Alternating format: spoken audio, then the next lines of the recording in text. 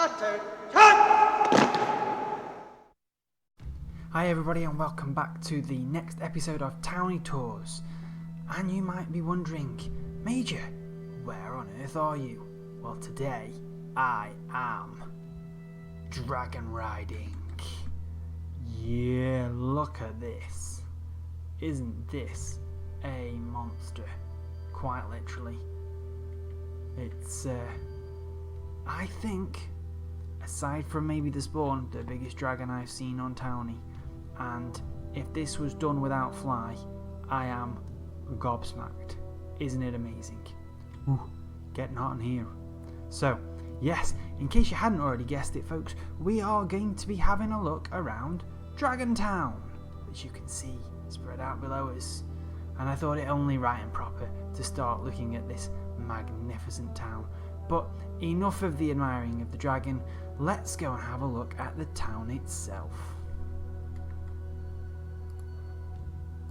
So here we are, folks, in a slightly less glamorous part of town, not this time dragon riding, but at the train station.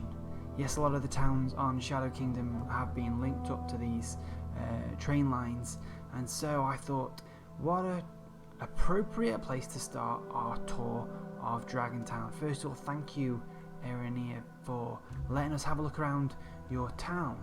So let's see what we've got here. Some maps on the walls. Looks like there's room for expansion, but here you can see the dragon from above, and that looks fantastic on that map, hovering above that town.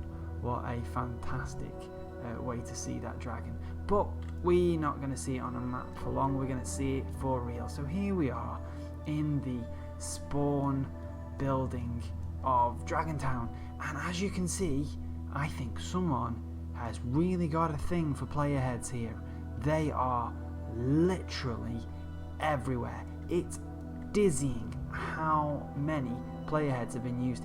I don't think there are more player heads in any other town than this one. It is insane.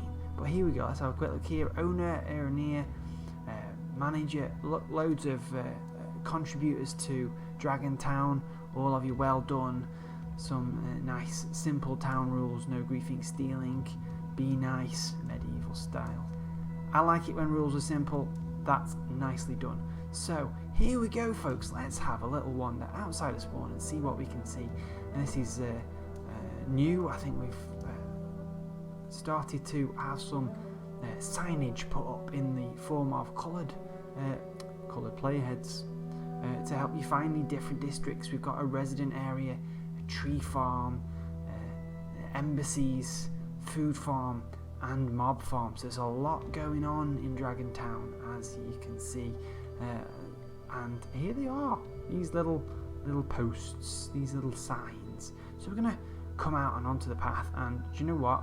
I know it's shocking after all that effort, but I'm gonna just ignore them because they're gonna confuse the life out of me. We're gonna start down here with the Dragon Town allies. So as you spotted from the signs in the spawn building, there are a number of different districts or areas in Dragon Town, and this is the embassy district. Everyone's got an embassy that has some kind of relationship with Dragon Town or the people in it. Here you can see a Pricity's embassy sign on the wall. A lot of people with their own town flags hoisted above their embassies. Ooh. What's that? Amsterdam embassy? I thought that was a French flag there, and obviously I was wrong. Amsterdam's embassy. And there's many more. You can see already that these builds have a really similar feel to them. I'm not sure exactly if one person or a team has built them, but they've obviously been all put together by the same few people, and so it gives a coherence to the town, which I quite like. There's the Undercity Embassy, slightly ripping off the monster symbol there, and another one up here. Whose is this one? I don't even know what that flag is. Here we go, let's have a look. It's Llamaland. How could I not know Llamaland? There we go. You need to do your interiors, Llamaland. Sort it out. But yeah, so that's the embassy area. This wooded glade, I think, really is the character of this town. As you can see, the hills towering up above the town either side. And as we walk in here, you'll realise that those mountains are not real mountains. No, someone has been making those mountains by hand, because as you can see, inside the mountains is the farming district. Now look at all of these crops. This is magnificent. I think this is possibly my favourite farm on the server. I know a lot of people just do the basic square plots of all of the different crops and make do with that, but this has been lovingly designed and created, all these organic curves and balcony areas with the different crops on them. It makes the place feel just a little bit more real, a little less Minecraft squares, which makes it just a little bit special, I think. But it is to be noted that this is huge. I mean, if you look back out now at these mountains and realise that these have been made by hand, that's an impressive feat in Towny. You have got to admit, that is a lot of blocks placed very, very carefully to blend in completely with the natural Minecraft environment. And Aerenia, or whoever has done the terraforming here, has done a wonderful job. You really cannot tell it from the natural Mojang terrain. But let's go a little bit further and see what's next. So, resident area. Here we've got a little tunnel through here. I feel like that needs a bit of dressing up. Make that look a little bit more funky. But it brings us out into the resident area of the town, where again all the builds have a very similar feel to them. They've obviously been planned to really harmonise together, but these are the houses of individual players. They've all got their signs on the front. House of Masked Frenchmen. Wow, that sounds like an interesting character. But although they're all similar, they're not all exactly the same. I like that. Even when you try and bring coherence to a town by having similar styles of build, it's really nice that they're all ever so slightly different. It makes the place feel a bit more alive, a bit more lived in. Obviously someone here has decided they want to go really all out and change this one up, and they've added this extra floor in. Now, I'm not being funny, but yeah, that's a bit of a low ceiling. I'm getting a headache from that one, so not sure about that. I think that maybe should have been kept as one, but you know what, it's not my building, it's not my call. So let's have a look around and see what else we can find whilst we're here. You notice all of these paths are really lovingly laid out with a lot of these trees to give it that wooded feel. Lots of different variety of trees going on, which brings a bit of life to the place. Unclaimed house. But these are great. I particularly like this one. I think this one's possibly my favourite around here. I like the dark oak and these big supports and stonework. Obviously out here is a newer area and stuff not happening here, but I can't even remember the colour code. I told you I'd forget the colour code. Something is going to be happening here, isn't it, with these purple blocks, but I'm not quite sure what. Maybe this was the tree farm by the looks of things, because we've got some giant spruce wood, we've got some jungle trees, got some interesting non-native varieties here, so I'm guessing this must be the start of the tree farm. Correct me if I'm wrong. So that's the embassy area done, that's the residence area done.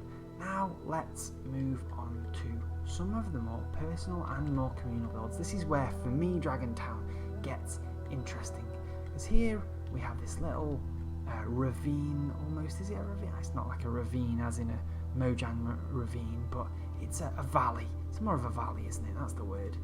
Where the hills surround this little oasis of calm.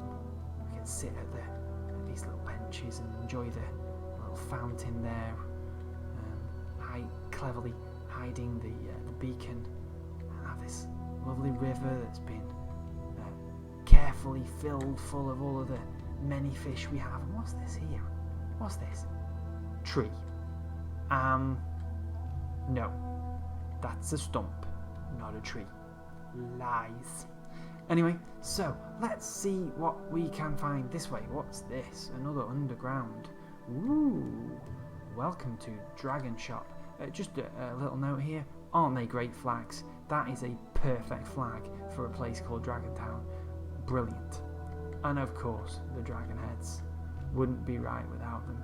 So, as with many towns here, they have their own shops where you can purchase some of the more useful tools or items or blocks to help you with your building, and this is a good example of that. Nicely finished indoors, and you'll see this style quite a lot as we go through Aerenia's builds now. We're going to go a little bit further and hop on the lily pads over the river and have a look here. Now, I told you that the player heads were a bit on the numerous side, and you've probably seen quite a lot already, but this is by far the most artistic use of player heads I have ever seen in a town. This is great. Come and look at this, folks. Look, it's a little picnic. Isn't that fantastic? There's fruit on the trees, owls in the branches, there's little beehives and bees all at jaunty angles. I'm guessing that's done with our armour stand tools plug-in, at a guess. But there we are, cake and a picnic blanket and little foxes. How amazing is that? Now, often, as I've said, I go way overboard and make big grand buildings and try and do that to make things look impressive, but this is a good example of the simplest things done in the simplest ways, just adding up to something quite special. Isn't this a wonderful little spot? Every time I look at it, I spot something different, like the frogs and the little barrel and the beach ball. Brilliant. For me, I know most people will think Dragon is amazing. I think it's amazing. I actually think this is my favourite part of Dragontown, though. Call me crazy, because I am. So, on to the rest of the underground part of Dragontown, and here we are with bodiless head again. That's a little bit creepy. Who has a head on the doorstep? But let's have a look and see what we find underground, and you can see more evidence of this.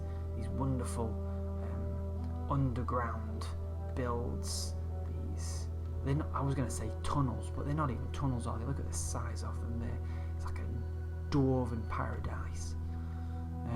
Receiving room. Welcome to Dragontown. Well, thank you for the welcome, folks. What do we have here? Town information.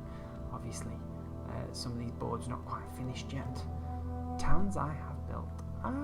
That's a good idea, so that people know what you've done. This is a lovely little underground area. It feels quite homey. And then down here, there are some wonderful little touches here. Look, soldiers. We've got a barracks. Isn't this fantastic?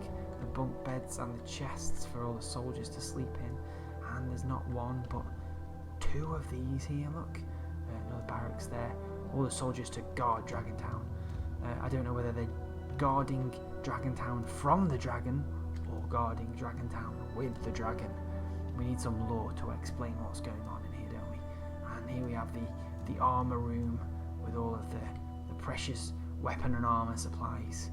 You can't have an army without an armoury. Brilliant. Well done. Now, I'm going to go ahead and tell you guys I am going to get lost in here because the underground of Dragontown is labyrinthine, if that's the right word. And I get lost every time I come down here. So let's just have a wander around and see what we find, shall we? Oh, this is another great one. I remember this. It's the pet room. Look at this little doggos in the corner there, and then the fantastic aquarium. That must have taken some time to get all those fish, so well done. And the chickens and rabbits. What else have we got? That looks like you need a cat on there, but no cat. Where's the cat? Come on. And the parrots. What a wonderful little place to keep all of your Minecraft pet that's the end of this corridor. Can't see in there. I think that's the jail cell, that's why. Ooh, couldn't quite get in. Never mind. Jail cells are pretty boring anyway, aren't they? So let's move on. Which way shall we go? Let's go this way. What's here? More player heads. See? The cakes. Underground cakes. Interesting. I love these little alcoves that you find in here as well. They're all ever so slightly different. Have their own little character, but where people can sit and read or lounge and relax. And here we have the auto smelter. It's a great storage area, good quality layout there. I find some storage rooms feel a little bit cramped, so that's nice. It's got a lot of good space in it. And very functional and pleasing at the same time. Let's pop back out, and which way now? We've done all that, so now we're going this way. Yes. And this is what I mean, these little alcoves, look. Lovely. You can sit here with a little cup of coffee. Is that supposed to be a cup of coffee? It looks like a cup of coffee. I'm going to call it a cup of coffee. And then another one down here. Really nice, makes it feel a bit more lived in, a little less cold than it might otherwise be for an underground build. And here we have, what's this? Defiance Coding's room, Aerenia's room. And wow, look at that bed, nice. That is a bed fit for a king or queen, isn't it? Very nice. We snooze. Lovely. I would wake up feeling refreshed after being in there. That's a nice room. And for those of you who don't play on the server, you might be wondering why are all these dies gone shiny?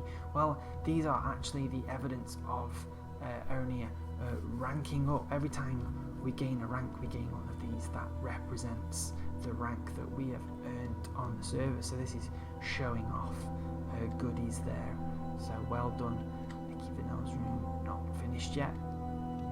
And then here we come around into yet more storage. How much storage does one town need? This is ridiculous. I mean, look at the size of this. So we've got not one, not two, 3, 4, 5, 6, 7, 8 of these corridors full of double chests. Crazy. That is an enormous amount of storage space. Who needs a double chest for enchantment tables? It's crazy.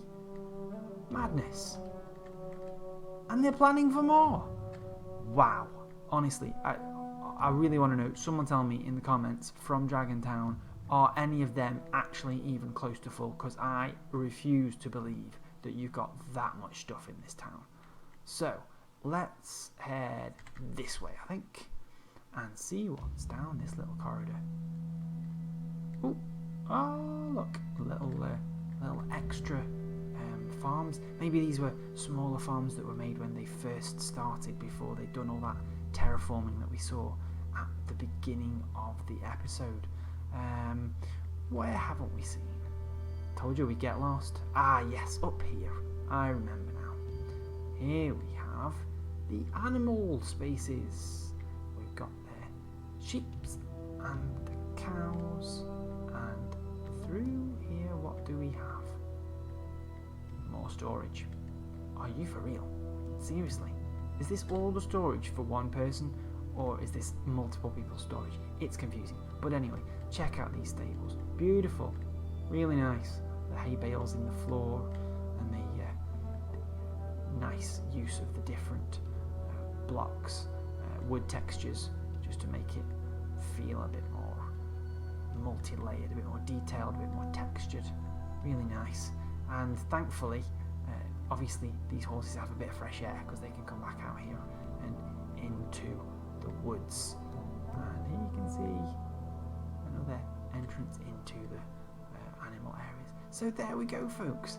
This is Dragon Town. What do you think? Have you guys enjoyed this episode of Towny Tours? What do you think of Dragon Town and its many fantastic builds? Guys, as always, I love your comments in these videos, so please feel free to let me know what you thought of Dragon Town. Let me know what town you want to see next, and until next time, guys, have a great day.